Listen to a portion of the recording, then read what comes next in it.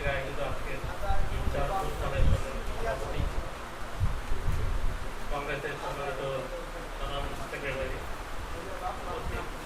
মঞ্চের নেতৃবৃন্দ, কংগ্রেসের নেতৃবৃন্দ, আগত বিভিন্ন রাজনৈতিক দলের নেতৃবৃন্দ, আসসালামু আলাইকুম। একটু আগে মহসিন রশিদ সভাপতি একটা বক্তব্য দিয়ে গিয়েছে। আসলে দেশ চলছে না, একদমই চলছে। আইন শৃঙ্খলা পরিস্থিতির অবস্থা তো কি আমাকে আর নতুন করে বলতে হবে? প্রতিদিন আমার থেকে অনেক বেশি খবর আপনারা জানেন। আজ থেকে 5 তারিখের কয়েকদিন পরেই, আমার তারিখটা মনে নাই, কংগ্রেসের একটা অনুষ্ঠানে রাজগোলার প্রধান ভাই ছিলেন। আমি সেখানে বক্তব্য রেখেছিলাম এবং বলেছিলাম যে এই সংবিধান স্থগিত করে বিপ্লবী সরকার হতে হবে, নইলে এই যে জুলাই বিপ্লবের কোনোভাবেই রক্ষা হবে না। অনেকেই আমার এই বক্তব্যের বিরোধিতা করেছে। আজকের অবস্থা দেখেন, আজকে একটা লেজে গবরের অবস্থা হয়ে গেছে।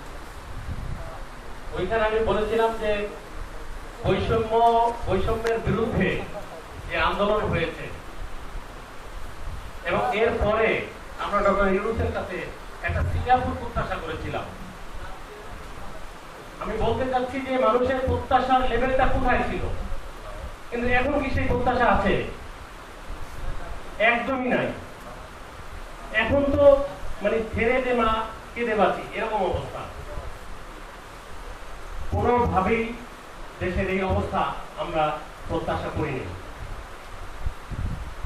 স্বৈরাচার আওয়ামী লীগ সরকার তাদের জামানায় মুক্তিযুদ্ধ এবং মুক্তিযুদ্ধ ৭১-এর সোল এজেন্সি তারা নিয়েছিল, মানে ওনারাই সব করেছে। কিন্তু এখনো এরকমের কিছু একটা প্রতিধ্বনি কিন্তু আমরা শুনতে পাচ্ছি। আপনারা ইতিপূর্বে জেনেছেন যে এই কংগ্রেসের একজন কর্মী জুলাই বিপ্লবে শহীদ হয়েছে, কিন্তু এই সরকার পরবর্তীতে যে সমস্ত প্রোগ্রামাদি করেছে, ইউনূস সাহেব যেভাবে ডেকেছে, কোথাও কি কংগ্রেসকে ডেকেছে? 24-এ ইলেকশন করেছে বলে, আওয়ামী লীগের অধীনে ইলেকশন করেছে বলে, আওয়ামী লীগের অধীনে তো বিএনপিও ইলেকশন করেছে। নির্বাচন কমিশনের অধীনে আমরা ইলেকশন করেছি। নির্বাচন কমিশন নির্বাচন ঘোষণা করেছে, আমরা ছোট দল আমরা ইলেকশন করেছি। কিন্তু 5 তারিখের আগে জুলাই বিপ্লবে আমরাও তো রাস্তায় ছিলাম। এই যে পক্ষ বিপক্ষ করে আবার দেশটাকে হানাহানির ভিতরে নিয়ে যাচ্ছে। আমরা একটা ঐক্যবদ্ধ জাতি চাইছিলাম 5 তারিখের পরে। আমরা ভেবেছিলাম যে একটা ঐক্যবদ্ধ জাতি হবে, এখানে কোনো ভেদাভেদ থাকবে না, বৈষম্য থাকবে না, আমরা সবাই মিলে দেশটাকে সিঙ্গাপুর বানাবো।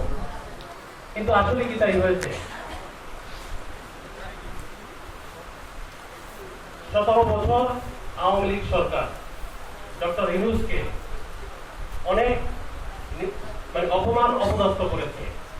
এদেশের মানুষ তাকে মাথার তাপ করে ফেলেছিল। এখন আপনি মাথার উপরে আছেন, আপনি ওইখানেই থাকেন। দ্রুত নির্বাচন দেন, নির্বাচন দিয়ে ইজ্জত নিয়ে সরে যান। আপনার লোকজন কি বলে দেখেন না, মানুষের সাথে মশকরা করে।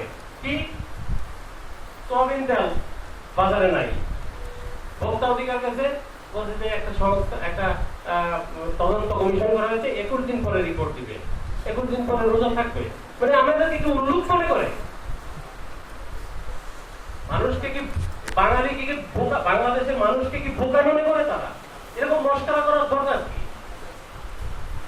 তো এইগুলো বাদ দেন, ছেড়ে দেন। গণ অধিকার পরিষদের নেতা বললো না যে এখন আমরা আল্লাহর কাছে প্রত্যাশা করি যে আল্লাহ তুমি দেশটাকে রক্ষা করো, এবং এই রক্ষা করার প্রথম পদক্ষেপ হলো দ্রুত নির্বাচন দেন। সংস্থা যা করবেন এটা বুঝছি আমরা, 6 মাসে যা করছেন, খালি কমিশন করেন আর কমিশন করেন, ঐক্যমত্যের মিটিং করেন, এইসব বাদ দেন, দ্রুত ইলেকশন দেন, দেশটা রক্ষা হবে। আদারওয়াইজ ওইখানে বসে আছে, ওদের কাছে টাকা আছে, ওদের কাছে এখনো আমরা ওদের আবার সেই 5 তারিখের আগে সেই মানে কারাগারে আমাদেরকে যেতে হবে, বাংলাদেশ ব্যাপী কারাগার। আমি আমার কথা দীর্ঘায়িত করবো না, নেতৃবৃন্দ আছে গুরুত্বপূর্ণ বক্তব্য রাখবেন। সর্বশেষ আমি একটা কথা বলতে চাই যে বৈষম্য দূর করেন। এখনো কিন্তু অনেক রাজনৈতিক নেতৃবৃন্দ যারা এই আওয়ামী লীগের ফরমাইশি আদেশে জেলখানায় গেছে, তাদেরকে আপনি মুক্ত করেন না। এটি মাজারুল ইসলাম, আপনারাই তো বলেছেন যে এই ট্রাইব্যুনাল ঠিক না, এই ট্রাইব্যুনালের রায় ঠিক না, তাহলে এখনো ভিতরে কেন? তার শুনানি এতদিন পরে হচ্ছে কেন? জনাব তারেক রহমান, তাকে এখনো দেশে আসতে দিচ্ছেন না কেন? হাজার হাজার নেতা কর্মী, তাদের মামলাগুলো তারা এখনো পালিয়ে বেড়াচ্ছে, অনেকে এখনো জেলে আছে, তাদের মামলাগুলো এক আদেশে আপনারা কি করে যারা যাচাই বাছাই কিসের? সব মামলা তো ভুয়া মামলা।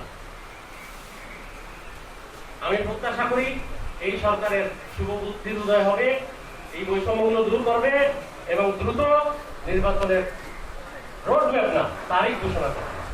ধন্যবাদ।